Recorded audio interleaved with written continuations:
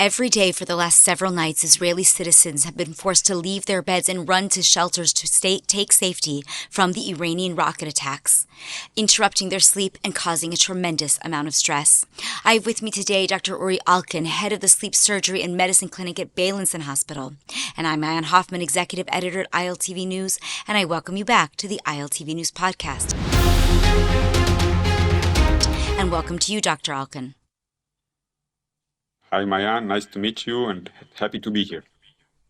Thank you. Now, Dr. Alkan, what happens to the body and the brain when people are repeatedly woken in the middle of the night by sirens and stress?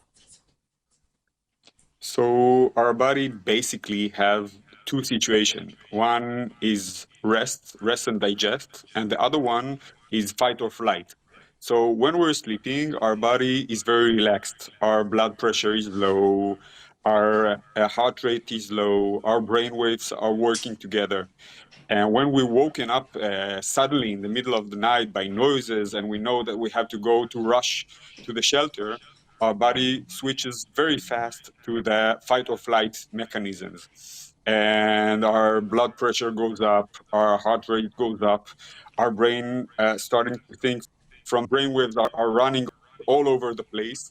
And our eyes are opening and we get more light into the eyes.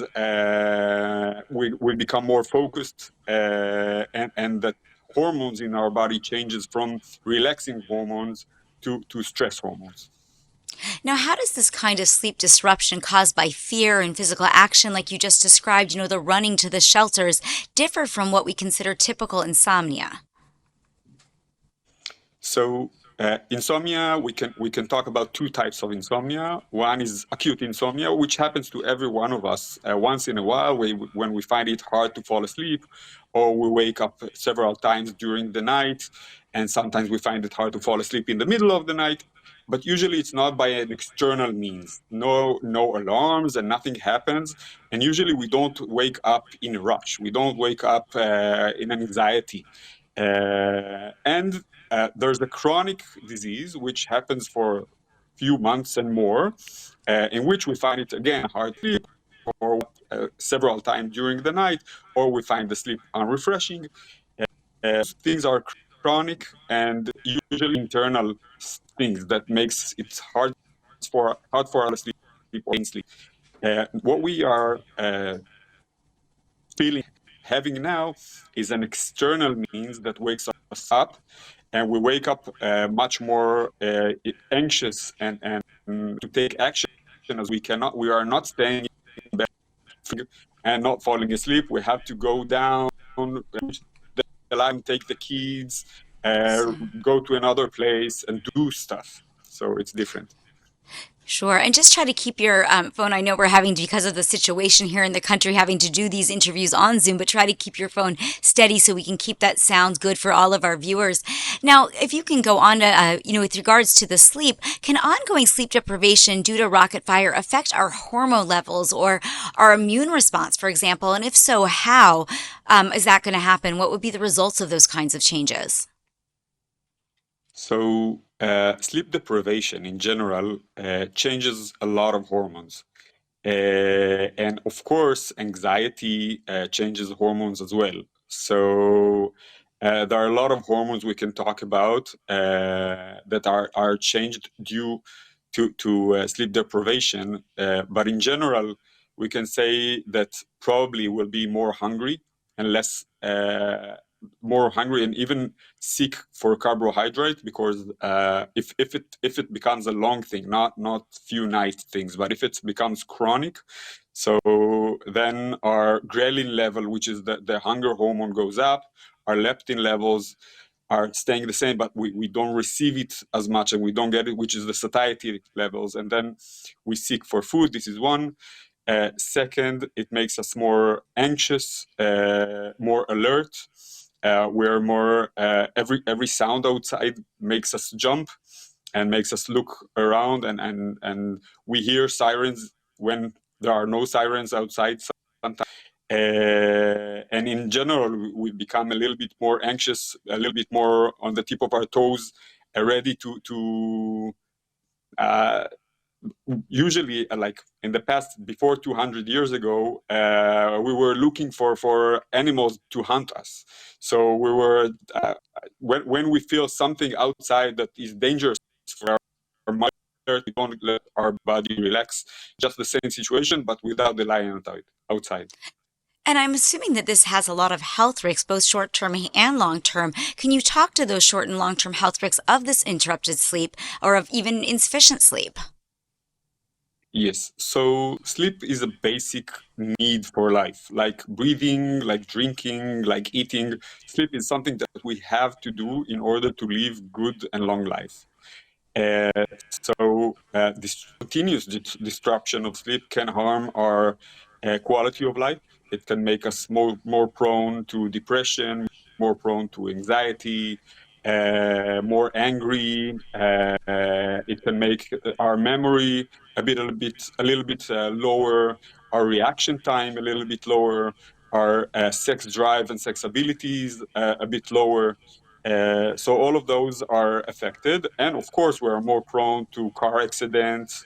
If it's something that stays for a long time, sleep deprivation, a long sleep deprivation. So we have higher risk of hypertension, of diabetes, of hyperlipidemia, of heart problems, of CVAs. It affects our immunity. So in the long term, if it's something that stays for a very long time, it can affect our longevity and our quality of life. And how do we define long term? I mean, we've been going through this for about 4 or 5 days. What is considered too many days in a row? Like when will we pass that level where we'll start to say now we're beginning to experience some kind of chronic sleep deprivation? So fortunately or unfortunately, we don't have enough studies about those situations. So we have studies about day-to-day lives. But when we're talking about chronic in sleep, we usually talk about 3 months or more Okay. of sleep deprivation or sleep problems. So And I know usually that this is the obviously, cutoff that we talk about. sure. And I know that obviously the Sure. Iranians hacks just started, but we've been experiencing a war for around 20 months already since October 7th. So are you seeing more patients reporting sleep related issues since the war started, the larger war, and specifically in the last few days with the missile attacks? So yes, we're already almost 2 years in a war, and you do see more patients with insomnia and with sleep problems. Unfortunately, these last few days I'm stuck in Rome, so I don't see anybody from Israel right now. But I'm sure it affects a lot of patients and a lot of people. Are you hearing that from your colleagues in the clinic that more people are calling in and asking for advice or help? Um, Again, for the last few days, no, I haven't been in the clinic, and the clinic is now more uh, trying to treat attack patients and trauma patients. So we don't have the time now to deal with sleep deprivation.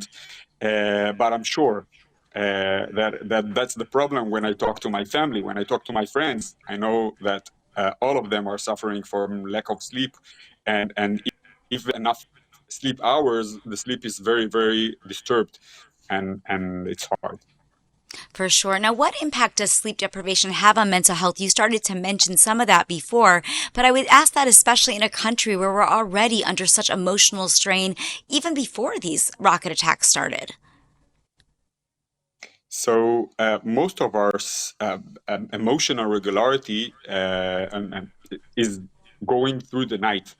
Through the night, we're thinking of the things that we had during the day. We're planning the day for tomorrow, and our all of the emotion regularity, or not all of that, but most of it is going during the night. And if, anyways, we're under a lot of strain, as you said, and we don't sleep well, so our emotional regulation is not functioning as good. So this is one of the reasons that we have higher anxiety rate, higher depression rate.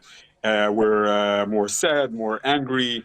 We don't control our feeling the same way. We don't have the same patience for other people, or the same uh, ability to feel what the other people feel.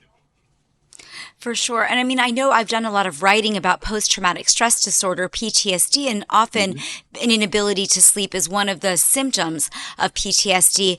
Is that, can you verify that? And can you talk to that specifically? Again, in a country where I'm understanding that by the end of this war, we're looking at maybe even up to 3 million Israelis suffering from PTSD, and of course, many more, hundreds of thousands or million more, suffering from other symptoms of trauma. So post-traumatic stress disorder, unfortunately, is very common in Israel, and most probably, as you said, will be more common. And it goes hand to hand with the sleep problems. So both insomnia, as we said, finding hard to fall asleep or to maintain sleep, and of course nightmares, repetitive nightmare disorder. So yes, PTSD goes hand to hand with a lot of sleep problem, and even sometimes some that we don't think about, but they do have a lot of sleep problems. So, are there practical tips that you can offer for getting better sleep during wartime conditions? And I would ask this especially for people with kids or those living alone. Maybe you can give me some examples for each of those scenarios and how people can improve their sleep. I will try. So first of all, try. Our body really likes regularity and likes to go to sleep in the same hour and wake up in the same hour. So try as much as you can to find these regular hours to go to sleep in and to wake up in. This is the first thing. Second, try to make your room and the shelter as comfortable as possible. If you can fall asleep, if you can sleep in the mamad, in the shelter, this is great, because then you don't have to wake up every time you hear the alarm, and even if you wake up you can go fall back asleep, so that's great. But unfortunately not everybody is able to do so. But if you have to go to a shelter, so try to make the shelter as comfortable as possible. So if you can put something comfortable to lay down on, some pillows and some mattresses, and to make the room with dimmed light, not with very strong blue light like fluorescent light.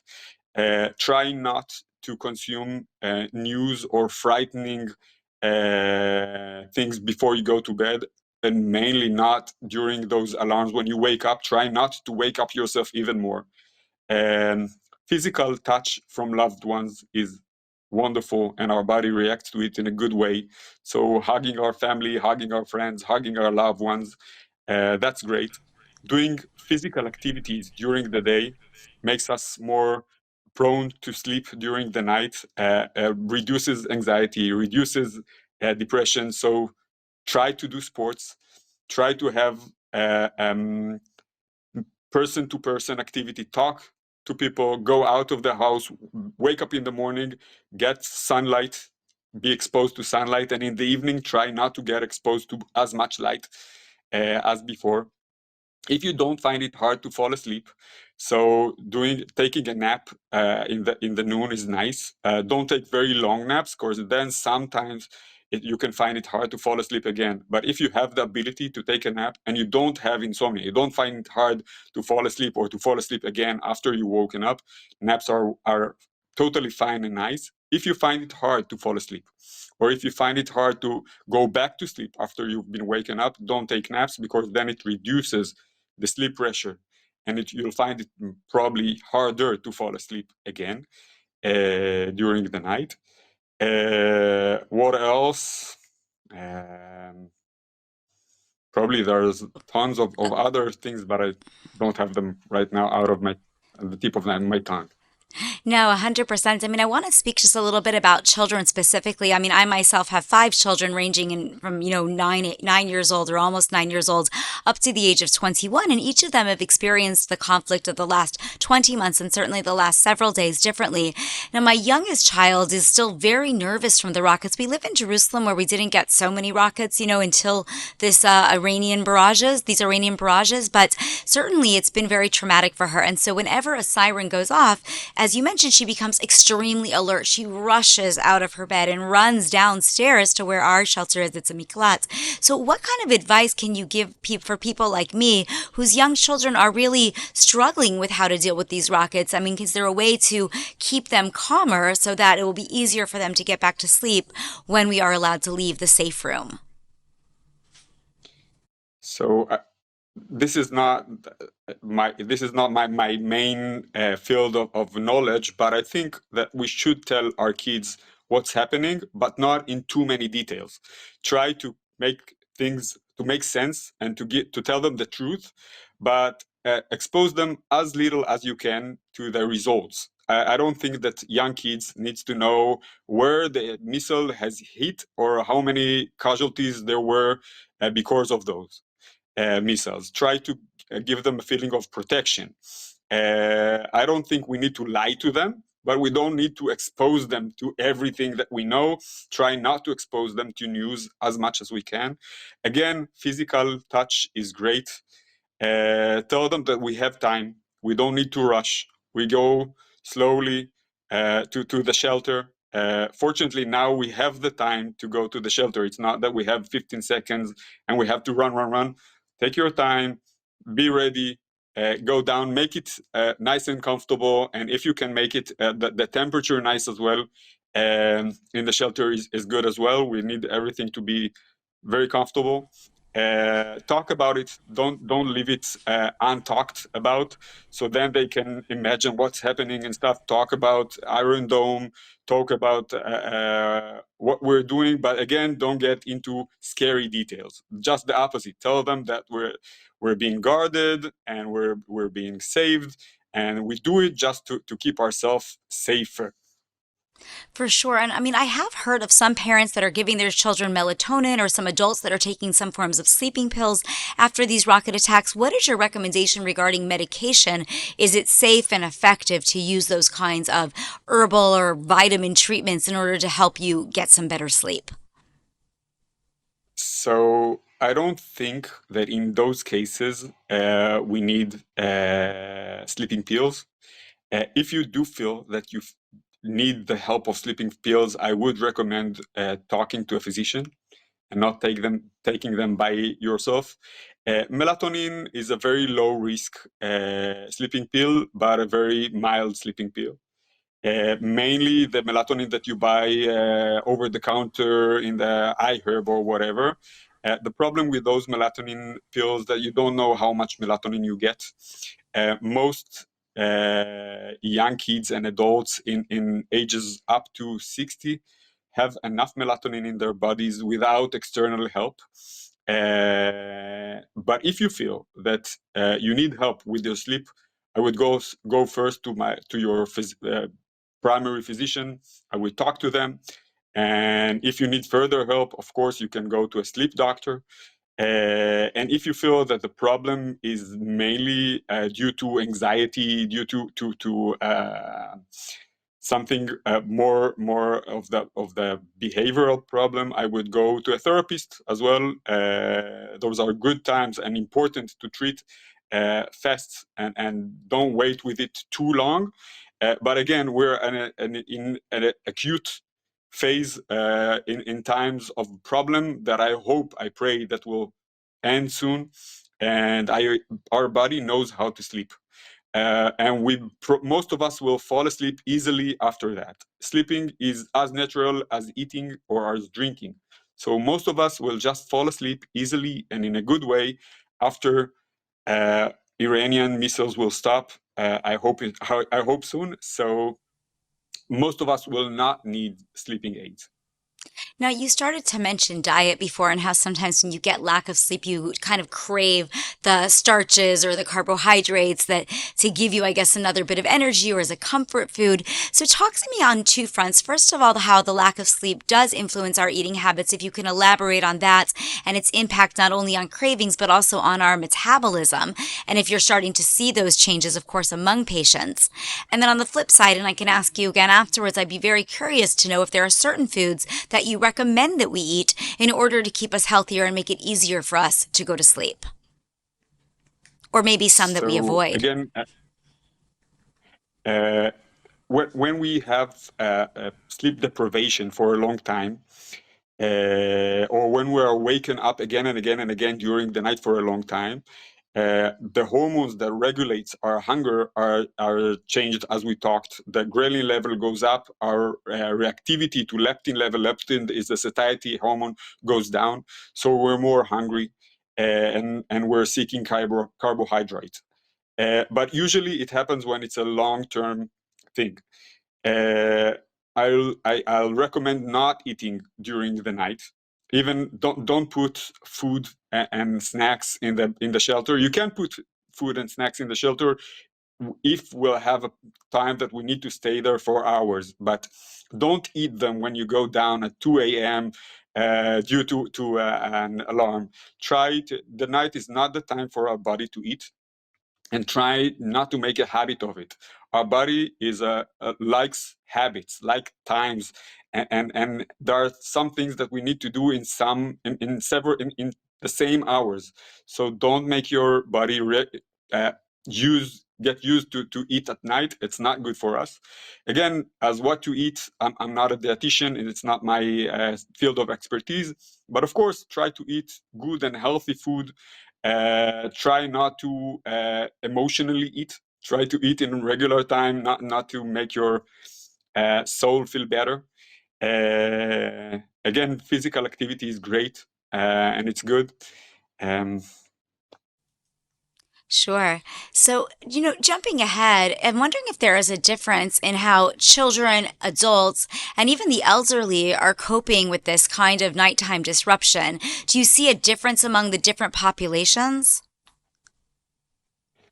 So in different ages, we sleep a little bit differently. The architecture of our sleep is a bit different, but the cope mechanisms of waking up is kind of the same.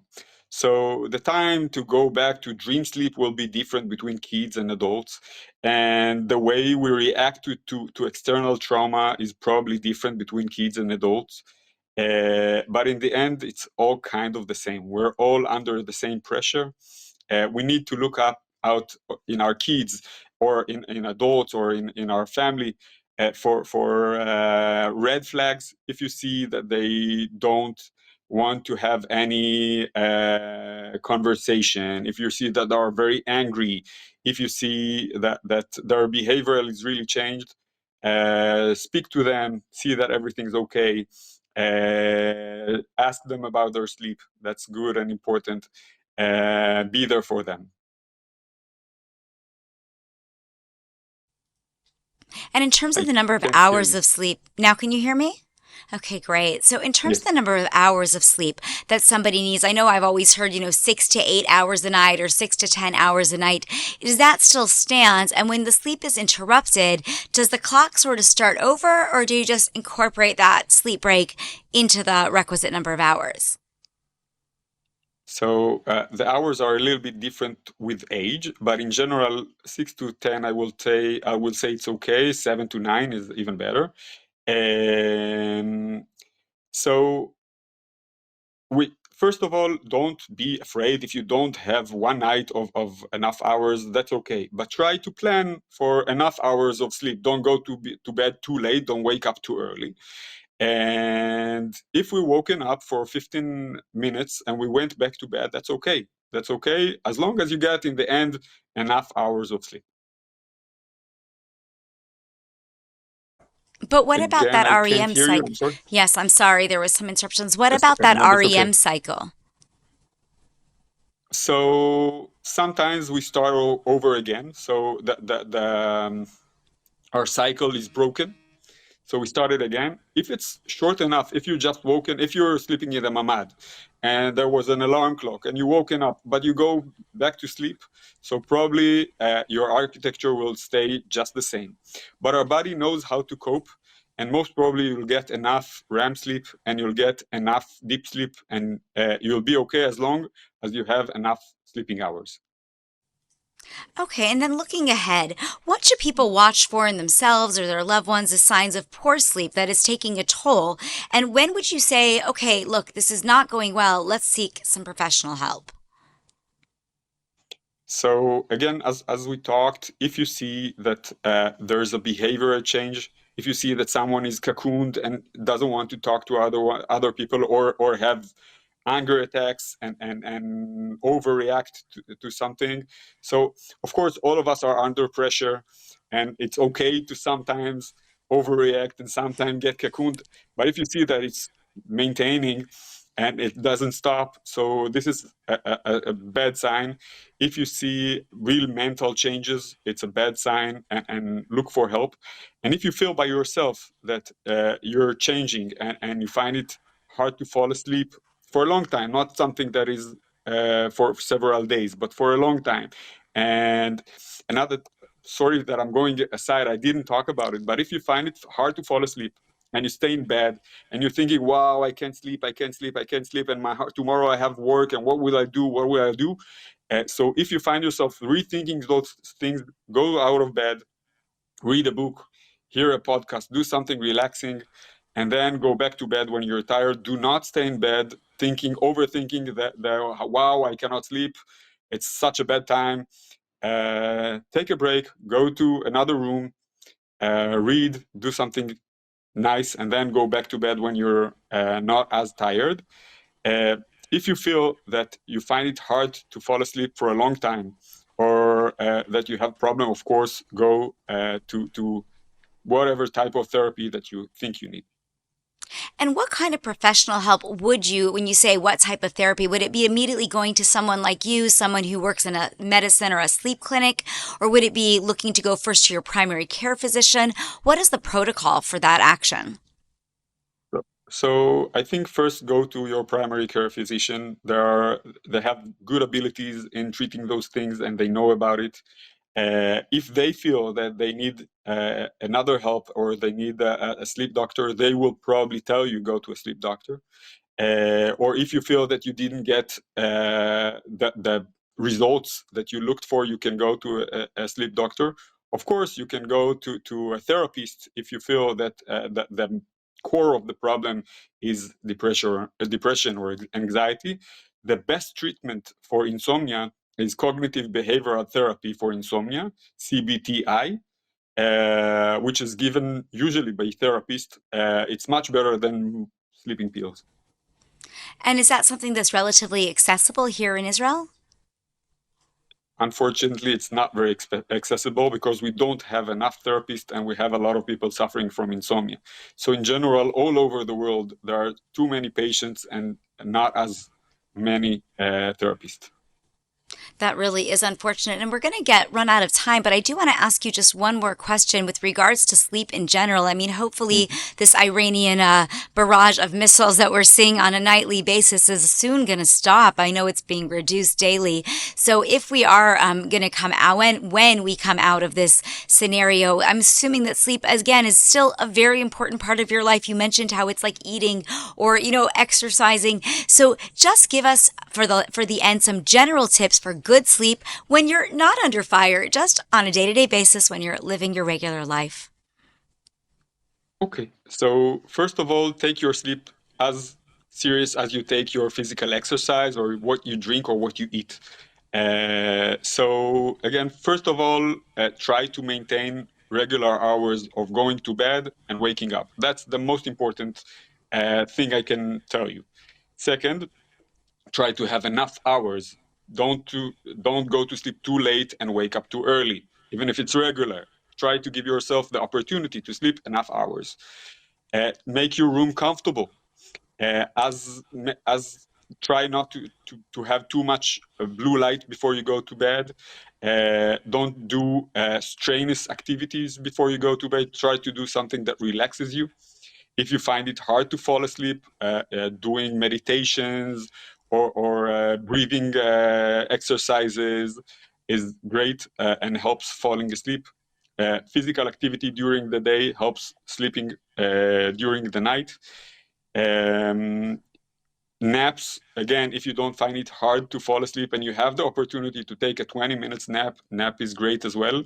Um, Sounds like great don't advice. Well, So I really Yeah, appreciate, of course. you being able to take the time and to share this information. I know a lot of people are struggling with this issue. So Dr. Uri Alkan, thank you so much for being with us today. Thank you. I hope it will all end soon and we'll all have good nights of sleep. Thank you for having me. Amen. Thank you.